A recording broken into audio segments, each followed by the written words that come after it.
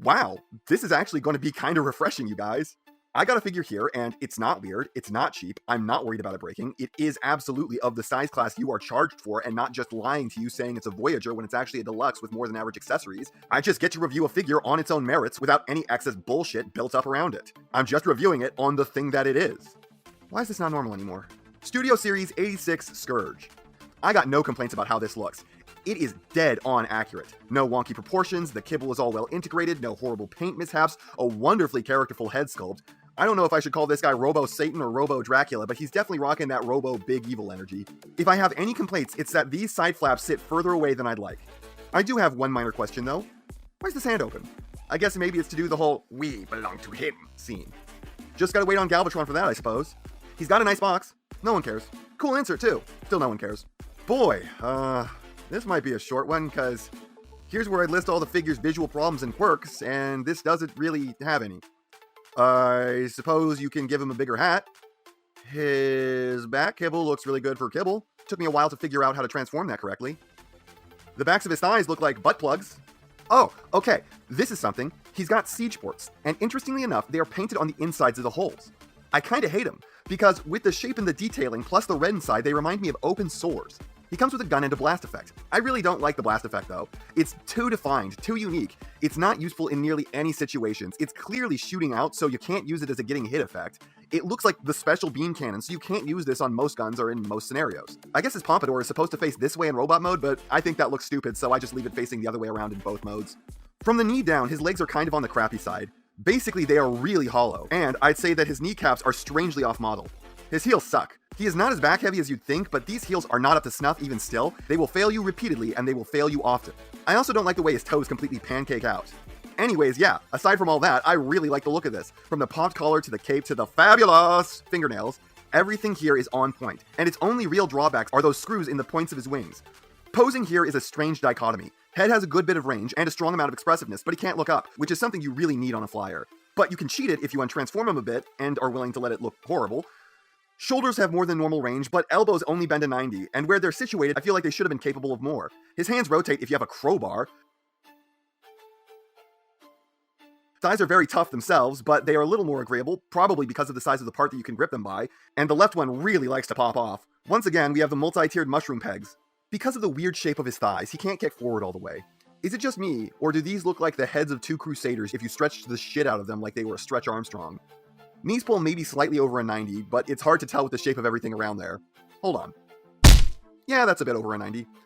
Ankles suck though, they barely tilt and they like to spring back to their vertical positions. I don't know what makes them do this, but that coupled with the already useless heels and the oddly unhelpful shape of the soles, and it does mean that they can't be relied on for much of anything. These are weirdly unstable for their size. So yeah, that's not all the best, but his wings/cape are great.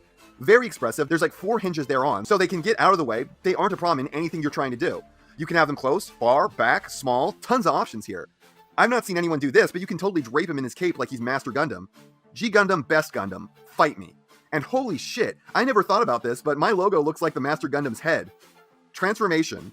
So you guys remember how I said I thought that this might be the first Scourge that's not a shell former? Well, this is what the underside looks like when he's done. But you know what? Don't let that discourage you. This is actually pretty fun. This is by far and away the most fun shell-forming transformation I've ever handled. Well, unless you count the Generations RC as a shell former, which it kinda is. Honestly, these two are pretty on par. His isn't fast and fluid like hers, but it does some unique stuff of its own. And you can get it done nice and fast once you know what you're doing. Though, the pegs and ports don't always want to hold together all that well. The look of this mode is fantastic. Once again, dead on what it's supposed to look like. He is the perfect space surfboard submarine. Submarine surfboard.